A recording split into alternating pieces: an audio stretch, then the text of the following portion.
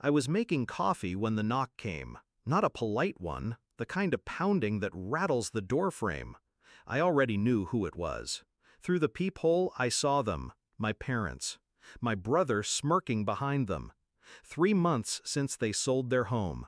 3 months since they wired every cent, $280,000, to him.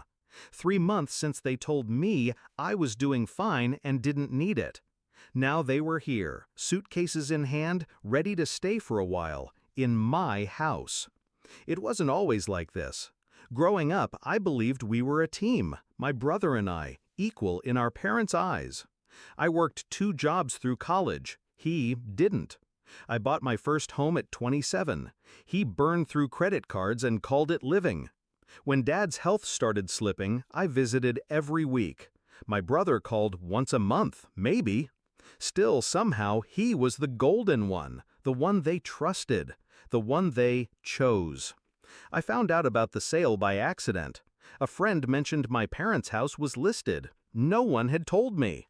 When I confronted them, they brushed it off, said the market was right, the timing perfect. Then I learned where the money went. Not into retirement, not split between their kids, straight into my brother's account. He needs a fresh start, Mom said. And you're fine. That was the moment I stopped being fine. I didn't scream, I didn't cry, I smiled. And in that smile I made a decision. I would never let them treat me like an afterthought again. The plan started small. I knew my parents were reckless with boundaries. They assumed family ties meant they could take whatever they wanted. So I prepared. Step 1, I quietly changed the locks. Step 2, I added security cameras, inside and out. Step 3, I called my lawyer. We drew up an occupancy clause that left no room for interpretation. No one may reside in or store property on the premises without written consent. It was airtight, legal, binding.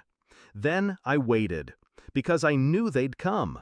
The moment my brother's fresh start went sour, and it always did, they'd look for the next soft landing. Back to that knock. I opened the door just enough to see their faces.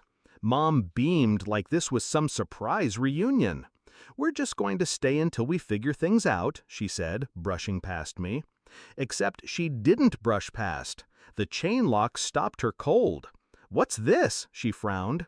"Security," I said. My voice was calm, too calm. "You can't just move in here." Dad chuckled like I was joking. My brother stayed silent, eyes darting around like he was already calculating which room he'd take. I stepped outside, pulling the door shut behind me. "You sold your house," I said. "You gave away every cent to him." I nodded toward my brother. "That was your choice. But this house, this is mine, and your choices don't buy you space here." Mom's smile faltered. "We're family. You can't turn us away." "I can," I said, "and I already have. You're trespassing." That was the first punch. The second came when I handed them the envelope. Inside was a formal notice to vacate, already notarized.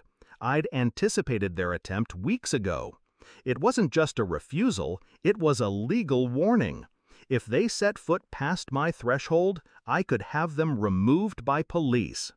Dad's voice cracked. "You'd really do that?" "I wouldn't," I said, "but you made sure I had to." The silence was thick. My brother scoffed, muttering something about me being heartless. I turned to him. "You had $280,000 3 months ago. Where is it?" His jaw tightened. No answer. That was the third punch, making him say nothing, because the truth would cut deeper than any insult. Finally, Mom stepped back. "We'll figure something out," she said. But the fight was gone from her voice. I didn't reply. I just watched as they turned, dragging their suitcases away. Inside, I locked the door. The cameras caught them leaving, just like I knew they would. I should have felt guilt, but all I felt was clarity. They chose him. They emptied their life savings into his hands and expected me to catch them when he inevitably dropped it. They thought blood meant entitlement. But family isn't about blood. It's about respect, boundaries, choice. In the end, I didn't just protect my home. I made sure they understood one thing. The next time they gamble away everything they own, they'd better make sure they have somewhere else to land. Because my door, it will always stay locked to those who try to kick it down.